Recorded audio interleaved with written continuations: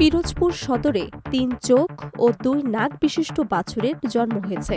এলাকায় তা নিয়ে চাঞ্চল্যকর পরিবেশ সৃষ্টি হয়েছে। পিরোজপুর সদর উপজেলার রায়েরকাঠি এলাকায় ৩ চোখ ও ২ নাক বিশিষ্ট একটি বাছুরের জন্ম হয়েছে।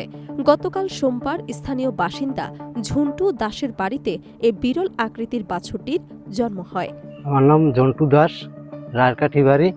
আমার একটা বাছুর হয়েছে প্রতিবন্ধী কায়দায় এবং ৩টি চোখ, ২টি নাক, একটি মাথা।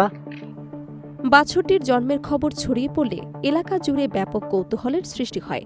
আশেপাশের বিভিন্ন এলাকা থেকে মানুষজন ঝন্টু দাসের বাড়িতে ভিড় জমাচ্ছেন বাছুরটিকে এক নজর দেখার জন্য।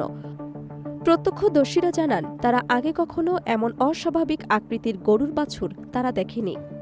বাছুরটির মালিক ঝন্টু দাস বলেন, সোমবার আমাদের গাভীটি বাছুর প্রসব করে। পরে দেখি বাছুরটির ৩টি চোখ ও ২টি নাক। প্রথমে আমরা কিছুটা আতঙ্কিত হয়ে পড়লেও এখন প্রাণী সম্পদ কর্মকর্তাদের পরামর্শ নিব। এ বিষয়ে পিরোজপুর জেলা প্রাণী সম্পদ কর্মকর্তা ড তরুণ কুমার শিকদার জানান, মাতৃগর্ভ থাকা অবস্থায় কোনো কারণে ভ্রূণের স্বাভাবিক বৃদ্ধি ব্যাহত হলে এ ধরনের অস্বাভাবিকতা দেখা দিতে পারে।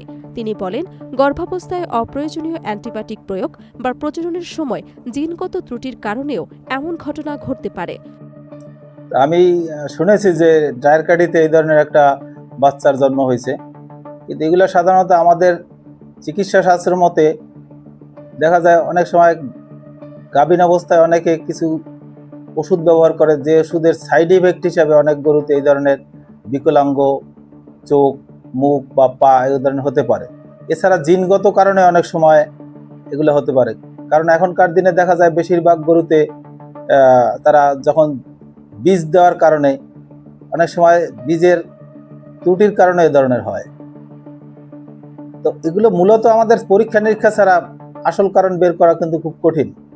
তবে অনেক ক্ষেত্রে এ ধরনের বাছুর কিছুদিন বেঁচে থাকতে পারে।